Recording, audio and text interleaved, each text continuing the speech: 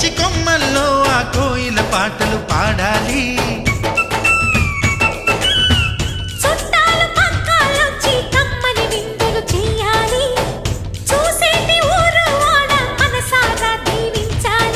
నలుగురు కలిసి చేతులు కలిపి మన కలలన్నీ పండించాలి.